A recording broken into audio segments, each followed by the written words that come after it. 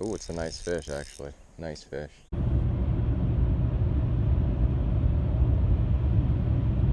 What's up, everyone? This is John with Archer Fish. We got a cool day today, hopefully. Obviously, it's always cool if I catch fish, but we're at a different lake. We're back at Lake Skinner. I've only been here the one time. It's a great spot. It was just really tough when I was here. The spawn had pretty much just ended, and it was a really tough bite. I only caught a few bass all day, and only one decent one. So I'm back here. The bite is supposed to be better. I just kind of wanted to check things out, see if there were shad up, see if there were, I don't know if there's any striper going on, but it's overcast today, and I really want to fish the lagoon again because I had such a great time with Mike from Bass Raider with the jerk baits, but I can't get out on the lagoon. They don't rent boats over there, and my peeps that have boats were busy. So I was trying to find a lake that's kind of similar in the layout, because the big lake at Castaic, if it's overcast, it's a tough bite. The bass just don't come up. They're not really going after shad yet, so the jerkbait bite's not going to be, doing anything. So I came here because it's kind of similar in the layout to the lagoon. It's a mud bottom. It's not all rocks like the upper lake. There are some shallow areas, and I'm hoping that the shad here are up as well. And hopefully I'll get on a jerkbait bite, or I'll throw the Senko a bit. I heard that the Senko bite is okay here still, so we will see. That is the plan, getting on some bass. All right, I'll see you on the water.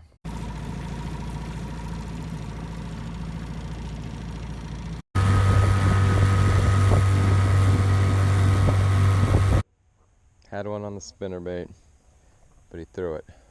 I mean the jerkbait. Dropped it.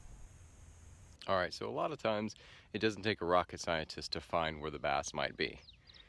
So if you can see this little indentation here, this little cove, that's just a great spot for them to hang out, ambush prey, rest, whatever. So I go and cast in there. It doesn't take a rocket scientist to do this either. But I had a fish, and he instantly broke me off. Not because of the line or anything that he did, but because I got snagged a couple casts later and was really pulling at this thing trying to get it unsnagged, and it came undone, which was cool, but I didn't check to see if it was frayed, and I didn't retie, so he snapped me off. So a lot of times, if you get snagged on something, you're able to get it off, especially if you're Senko fishing or something like that, just retie it. I think Rob Jordan told me that. He's like, look, it's the one thing you can really control, and that's making sure your knot is solid. It's the difference between a giant fish and no fish. All right.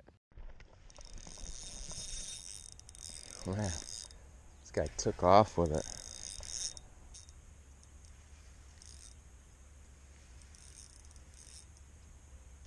Right in the same spot.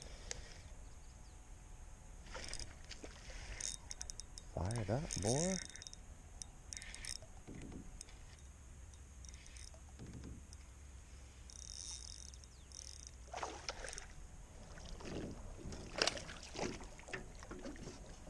Beautiful fish.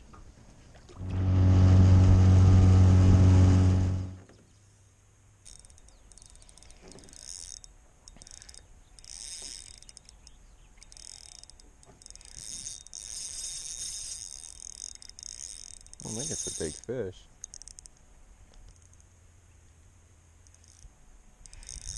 Right in this little spot over here.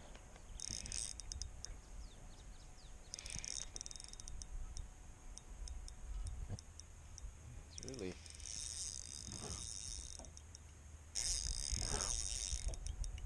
Oh, it's a nice fish, actually. Nice fish. Wow. Beautiful. Wow, look at the colors of this fish. Oh, what a beautiful fish. Look at that.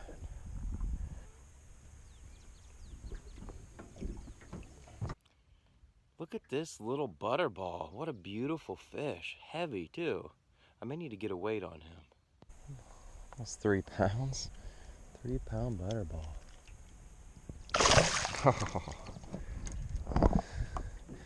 That was awesome. That fish was fat. Caught him right in the toolie edge. Amazing. Got two things working against me right now. This water is full of weeds everywhere.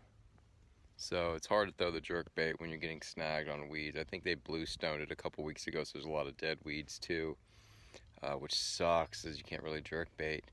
You know, and the wind is preventing me from getting a decent Senko cast and putting it where I need it to go, like in the target zone. So I may just have to find a place where there's not weeds, because there's a few spots, and out of the wind, which is kind of tough because it's just, you know, with these weird hills and stuff, the wind's whipping through canyons in all different directions at all times, and there's no steady place to be. So I'm gonna try to figure it out, see if I can find a place where I can catch a few more fish. So, you know, I can deal with not catching fish and trying to figure out, you know, a body of water. It's kind of the nature of the game. But man, when the wind kicks up like this, there's just nothing you can do at a lake like this. There's nowhere to anchor up. You know, it's just the coves are not deep enough to block the wind. There's no real place to anchor like there is at Castaic and other lakes. So it's just blowing me all over the place. I can't get a Senko bite going because of the wind. The jerk bait bite pretty much was non-existent. I caught one earlier in the day, but that was it. And then of course I lost one of my jerk baits on these damn toolies everywhere. So that's it, man. I can't just be, you know, drifting all over the lake. You can't really do much. As you can see, that there's no way to sort of sit still and try to find a consistent bite. So I'm out of here.